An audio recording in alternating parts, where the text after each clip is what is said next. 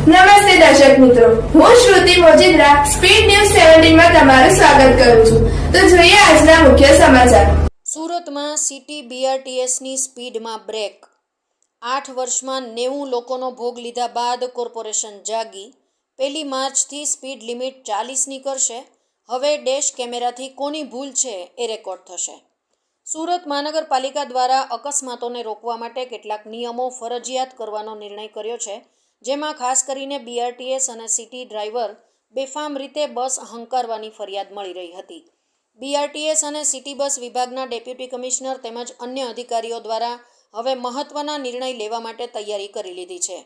City bus અને BRTS બસની speed limit 40ની કરી દીધી છે.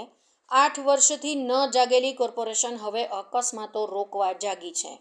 8 વર્ષ પહેલાં જ આ સ્પીડ લિમિટ રાખી હોત તો 90 લોકોનો ભોગ લેવાયો ન હોત. આ ઉપરાંત બસમાં ડેશ કેમેરા લગાવવામાં આવશે, જેનાથી કોની ભૂલ છે એ પણ રેકોર્ડ થઈ જશે.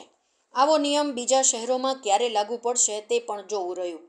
સુરતમાં સિટી બસ અને બીઆરટીએસ બસે 2020માં 2 અકસ્માત કર્યા હતા અને તેમાં 2ના મોત થયા હતા. 2021માં 7 અકસ્માત કર્યા હતા, તેમાંથી 5ના મોત થયા હતા અને 2ને ગંભીર ઈજા થઈ હતી. 2022માં 21 અકસ્માત કર્યા હતા, તેમાંથી 8ના મોત થયા હતા, 13ને ગંભીર ઈજા થઈ હતી. 2023માં સૌથી વધુ 24 અકસ્માતમાં 3ના મોત અને 21ને ઈજા પહોંચાડી છે, જ્યારે 2024માં 2 અકસ્માતમાં 1નું મોત થયું છે. છેલ્લા 8 વર્ષની વાત કરવામાં આવે તો સિટી અને બીઆરટીએસ બસે 90 જણાનો ભોગ લીધો છે.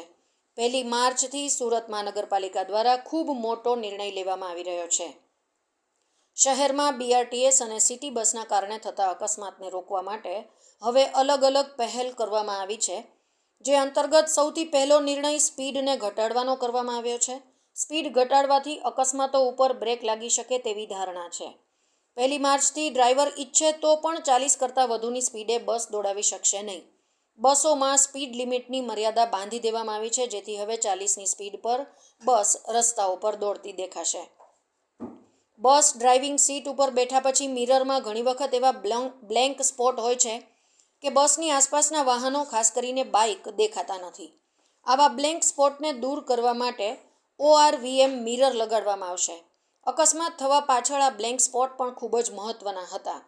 બસ ચાલે અને કેટલાક વાહનો નજીક આવી ગયા પછી અમુક એંગલથી દેખાતા નથી.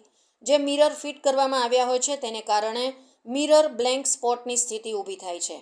સિટી બસ અને બીઆરટીએસ બસ દ્વારા જ્યારે અકસ્માત થતો હોય છે ત્યારે અનેક પ્રકારના પ્રશ્નો ઊભા થતા હોય છે. વાહન ચાલકો કહે છે કે સિટી બસ ચાલકની ભૂલ છે, તો સિટી બસ અને બીઆરટીએસના ડ્રાઈવરો કહે છે વાહન ચાલકની ભૂલ છે. આવી સ્થિતિમાં ડેશ કેમેરાની ભૂમિકા મહત્વની રહેશે. અકસ્માત સમયે પણ આ ડેશ કેમેરા બસમાં લગાડ્યા હોવાથી જ્યારે ઘટના બને ત્યારે કેમેરાની મદદથી તમામ બાબત રેકોર્ડિંગ થઈ જશે અને અકસ્માત થતી વખતે કયા પ્રકારની સ્થિતિ હતી અને કોઈની ભૂલ હતી તે પણ સ્પષ્ટ થઈ જશે. મનપાના ડેપ્યુટી કમિશનર ડૉક્ટર રાજેન્દ્ર કુમારે જણાવ્યું હતું કે શહેરમાં બીઆરટીએસ બસ અને સિટી બસ દ્વારા અકસ્માત ન થાય તેના માટે અમે કેટલાક નિર્ણયો લેવા માટેની તૈયારી કરી લીધી છે. મેં પોતે અલગ અલગ સ્થળની વિઝિટ કરી છે.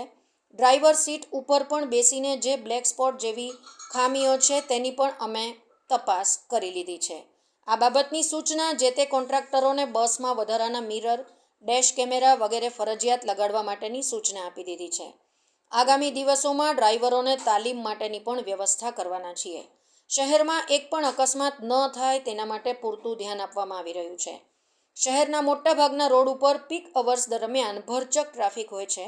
તમામ લોકો ઉતાવળમાં ડ્રાઇવિંગ કરે છે, જેને લીધે એક્સિડન્ટ ન થાય તે માટે બીઆરટીએસના ડ્રાઈવરોને બસની ગતિ સામાન્ય રાખવા માટે તેમજ 4 રસ્તા પર ધીમી ચલાવવા માટેની સૂચના વારંવાર આપવામાં આવે છે.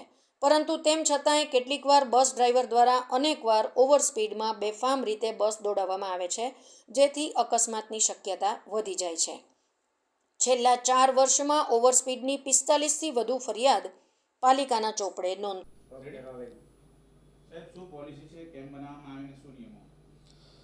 સુરત મહાનગરપાલિકા દ્વારા બીઆરટીએસ અને સિટી બસમાં જે અકસ્માતો થઈ રહ્યા છે એને રોકવા માટે ઝીરો એક્સિડન્ટ પોલિસી લાગુ કરવા જઈ રહી છે, જેના ભાગરૂપે તમામ બસોમાં સ્પીડ લિમિટ 40 કિલોમીટર પર અવરની ફિક્સ કરવામાં આવી રહી છે.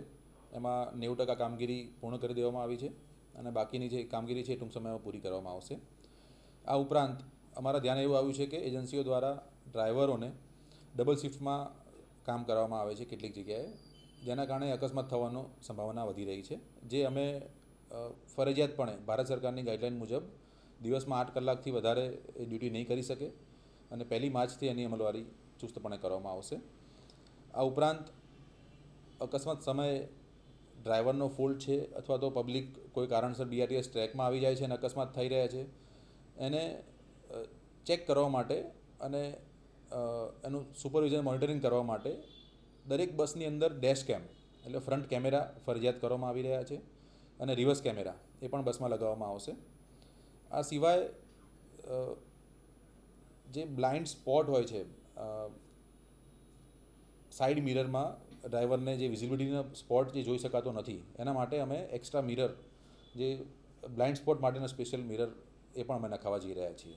તો આમ જે પણ કારણોસર અકસ્માત થાય છે એ તમામ કારણો પર સુરત મહાનગરપાલિકા પગલાં લઈ રહી છે અને ભવિષ્યમાં ઝીરો એક્સિડન્ટ પોલિસી અંતર્ગત એક્સિડન્ટ ન થાય એવા તમામ તકેદારીના પગલાં કોર્પોરેશન દ્વારા લેવામાં આવશે. સાહેબ, જે 8 કલાકની નોકરી છે એ કઈ રીતના એનું સંચાલન કરવામાં આવશે? ભારત સરકારની ગાઈડલાઇન મુજબ ડ્રાઈવરને દિવસમાં 8 કલાક અને વીકલી 48 અવર્સની કાર્ય કરવાની મહત્તમ લિમિટ છે. હવે એના માટે અમે તમામ બસ ડેપો ઉપર biometric system, fingerprint plus face recognition system એ લાગુ કરવા જઈ રહ્યા છીએ, જેનાથી ડ્રાઈવર જ્યારે બસને રૂટ સ્ટાર્ટ કરશે ત્યારે અને જ્યારે એનો દિવસ 8 કલાકની જોબ પૂરી થશે ત્યારે 2 ટાઈમ અટેન્ડન્સ પુરાવશે, જેનાથી અમે કમાન્ડ એન્ડ કંટ્રોલ સેન્ટરથી એની પર સુપરવિઝન અને મોનિટરિંગ કરીશું.